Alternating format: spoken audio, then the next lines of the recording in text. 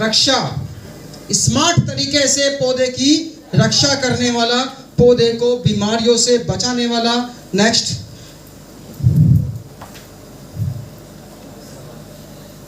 Smart value present कर रहा है यहाँ पे स्मार्ट कवच। कौन सा प्रोडक्ट है? आपकी स्क्रीन पे है। पाउडर बेस में आता है, 250 ग्राम की पैकिंग में है। और एक खुशखबरी और देने जा रहा हूं दोस्तों, जो अब नया स्मार्ट कवच आ रहा है वो पहले वाले से ज्यादा पावरफुल है। पिछले 3 महीने से हम लोग उस पर काम कर रहे थे, उसकी क्वालिटी को इम्प्रूव करने के लिए वो हम कर चुके हैं। और जो अब नया बैच आ रहा है, शायद आप लोग कटिहार से लेकर आते हैं ना, बिलिंग करते हैं, तो कटिहार में जो भी नया आएगा वो नया ही बैच आएगा। सर एग्रोवीरा में भी नया कुछ अपडेट हुआ है? वो हो रहा है, ओके, सब कुछ हो रहा है। लेकिन स्मार्ट कवच पे ही अभी हम बात करेंगे, क्योंकि पहले वाले से इसकी क्वालिटी को इम्प्रूव कर दिया है। पहले वाले का जो मैं अभी पीपीटी में आप लोग को दिखाऊंगा, उसका काम है केवल स्प्रे के रूप में इस्तेमाल करना। लेकिन अब जो नया आ रहा है वो स्प्रे के रूप में भी कर सकते हैं, उसका घोल बना के पौधे की जड़ों के पास में भी दे सकते हैं। आपने देखा होगा ना, छोटे छोटे पौधे जड़ों जब लगाते हैं ना, टमाटर मिर्ची के, उनकी जड़ें काली हो जाती हैं, गलने लगती है, सड़ने लगती हैं, खराब होने लगती है। वो एक बीमारी है, उसका इलाज कर दिया है हमने। ओके, बस क्या है, घोल बना के जड़ों के पास में देना है। The need for safe agriculture practices, इसी पे ही तो बात चल रही है। आज का समय है कि हम सेफली खेती करें, विदाउट केमिकल करें, यानी कि एक कदम जैविक की तरफ बढ़ाएं, तभी हमारा फ्यूचर है। इसी को लेके स्मार्ट वैल्यू ने बहुत अच्छा सॉल्यूशन निकाला है, nature answer to fungal disease, यानी कि प्राकृतिक तौर पे पौधे को फंगल डिजीज से फंगल डिजीज जानते हैं आप लोग? बताएं मिस्टर धर्मेंद्र जी, बताइए फंगल डिजीज क्या होती है? फंजीसाइड्स, आप लोग समझ पाए क्या फंजीसाइड क्या होता है? फंजीसाइड जो पौधे में है ना, वो सिंपल, मैं आप लोगों को बताना चाहूंगा सिंपल लैंग्वेज में। आपने देखा होगा जैसे पौधा है, उसकी पत्तियों में धब्बे बनने लगते हैं, ओके, पत्तियों में कुछ सूखना लगता है, जलने लगता है। वो क्या होती है? वो एक बीमारी होती है, ओके, रोग होता है। हिंदी में बोले तो रोग, इंग्लिश में बोले तो फंगल, फफूंदी, फफूंदी तो जानते हैं ना हम लोग, फफूंदी। तो फफूंदी को हटाने वाली जो दवाई होती है उसको फफूंदी नाशक बोला जाता है। अब ये भी 2 तरह की होती है, एक तो केमिकल में होती है और एक जैविक में होती है। तो ये क्या है? जैविक फफूंदी नाशक है। सिंपल, क्लियर, एनी कोई डाउट्स? हाँ हाँ बोलो बेटा।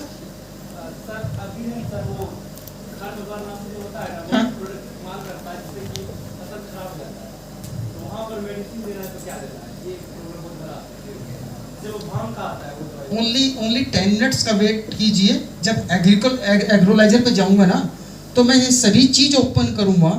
कीटनाशक क्या है, फफूंदी नाशक क्या है, पौधे की ग्रोथ क्या है, वाले क्या है, और खरपतवार यानी कि हर्बिसाइड क्या होता है।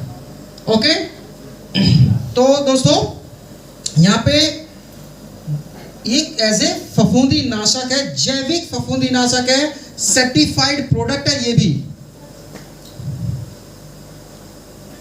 ये भी certified product as a bio बायो प्लांट प्रोटेक्टर के रूप में, बायो तरीके से, जैविक तरीके से पौधे को प्रोटेक्ट करता है।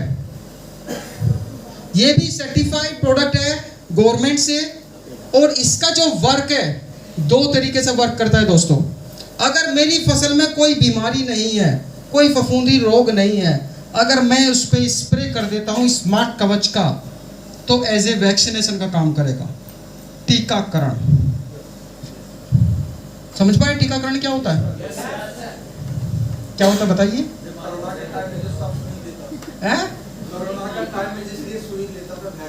वैक्सीन।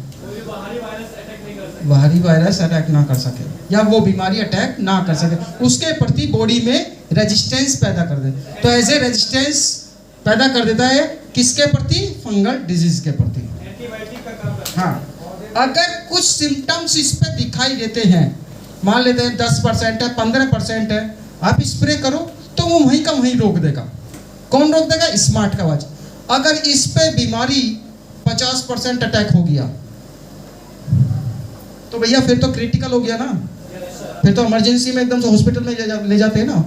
तो फिर एक स्प्रे केमिकल का, फिर स्मार्ट कवच। ओके, बहुत सारे इसके फीचर्स भी हैं। 3 साल तक एक्सपायर नहीं होता, नॉन टॉक्सिक है, प्रोडक्ट है, और अपने रेजिस्टेंस को डेवलप नहीं होने देता। आपने देखा होगा जो कुछ केमिकल वाली जो दवाइयाँ होती हैं उनको हम बार बार इस्तेमाल नहीं कर सकते, हर बार बदलना पड़ता है। क्यों? क्योंकि वे रेजिस्टेंस को डेवलप करते हैं। इसको आप इस्तेमाल कर सकते हैं, 2 स्प्रे 3 स्प्रे लगातार कर सकते हैं, क्योंकि ये रेजिस्टेंस को। आपने अंगूर देखा है? ग्रेप्स, ग्रेप्स में सबसे ज़्यादा स्प्रे होता है मेडिसिन का, और ग्रेप्स के ऊपर सफ़ेद सफ़ेद एक चिपका रहता है ना, पर वो क्या है? वो दवाइयों का ही असर होता है, वाइट वाइट। ओके, कौन सी बीमारी को लेके काम करेगा ये देखेंगे आप। ब्लास्ट, धान में, गेहूं में जो पत्ता रेड रेड कलर में हो जाता है ना, ऐसे धब्बे बनते हैं, वो एक बीमारी है। अगर हम पहले ही 1 महीने की धान पे, 1.5 महीने की धान पे स्प्रे कर देंगे, इस बीमारी से बचा के रखेंगे अपनी फसल को। ओके, लीफ ब्लाइट,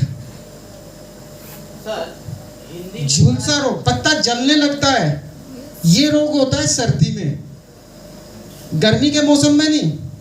सर्दी के मौसम का जो झुलसा रोग है उसको कंट्रोल करता है जी। पल्ला लग जाना, हाँ, जो आपकी भाषा में बोलते हैं ना, पल्ला लग जाना है।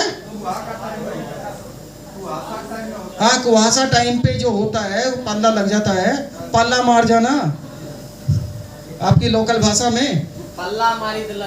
हाँ, झुलसा, उसको कंट्रोल कर देता है। टाइम से मार दो उसको, स्प्रे कर दो, वहीं रोक देगा। पत्तों पे जो धब्बे बनते हैं इसको रोकता है। इसके साथ साथ में पाउडरी, बरसात के मौसम में और सर्दी के मौसम में एक फंगल आती है। आपने सरसों की फसल पे भी देखोगे, आप कहीं आसपास आपकी सरसों की फसल होगी ना, तो उसकी शाखाओं पे, पत्तों पे ये सफेद सफेद पाउडर दिखाई देगा। जी जी, वो एक बीमारी है, उसको कंट्रोल करता है। वो सब्जियों में भी आती है, सरसों में भी आती है। ये देखेंगे पूरी खेती में इस तरीके से होने लगता है, झुलस जाता है। ये पाउडरी ऐसा होती है इस टाइप से। थोड़ी सी सावधानी है बस इसके साथ में इस्तेमाल का। सावधानी ये है भाई, फसल में पिल्लू लग रहा है तो पिल्लू और फंगल रोग दोनों चीज लगी हुई है, तो पिल्लू वाली दवाई के साथ में हम इसको दे सकते हैं, स्मार्ट कवच को, यानी कि पिल्लू वाली दवाई, स्मार्ट कवच और एग्रोलाइजर, तीनों को मिला के एक साथ दे सकते हैं। बट सावधानी क्या रखनी है, उसके साथ में हम कभी भी कॉपर, सल्फर और जिंक, बहुत से किसान भाई क्या करते हैं, एक ही पंप में 4-5 तरह की दवाई डाल देते हैं, है ना। तो वो क्या हो जाती है, आपस में उनकी फाइट होने लगती है उन दवाइयों की, और बेचारी का इसका रिजल्ट नहीं मिलने पाएगा। फिर किसका? स्मार्ट कवच। कीटनाशक में जो है कॉपर नहीं, कॉपर एक केमिकल फफूंदी नाशक है, कॉपर एक न्यूट्रेंट्स भी है, ठीक है। सल्फर भी एक जो है फफूंदी नाशक का भी काम करता है, न्यूट्रेंट्स का भी काम करता है। जिंक केवल न्यूट्रेंट्स है। ओके, कभी आपने देखा होगा जो हम डीएपी डालते हैं ना, डीएपी के साथ में कभी जिंक नहीं दे सकते हैं,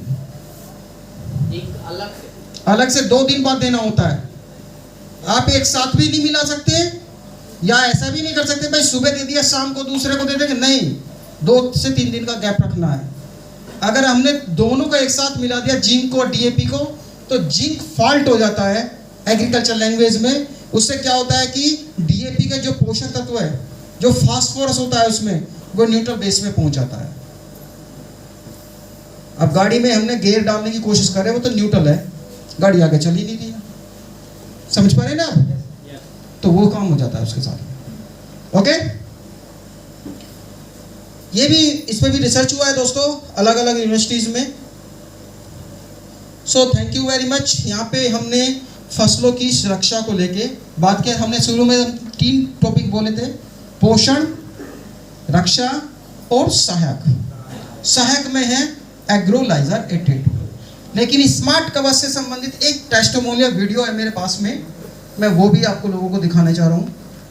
हम दिगोद तहसील के उम्मेदपुरा गांव जिला कोटा में इनोवेटिव फार्मिंग कर रहे हैं, जहां हमने 60 बीघा ज़मीन पर इनोवेटिव फार्मिंग के साथ हमने ड्रिप इरिगेशन सिस्टम का इस्तेमाल किया हुआ है। यहाँ हमने ये टमाटर लगा रखा है, सिजेंटा का 6242 की वैरायटी का नाम है।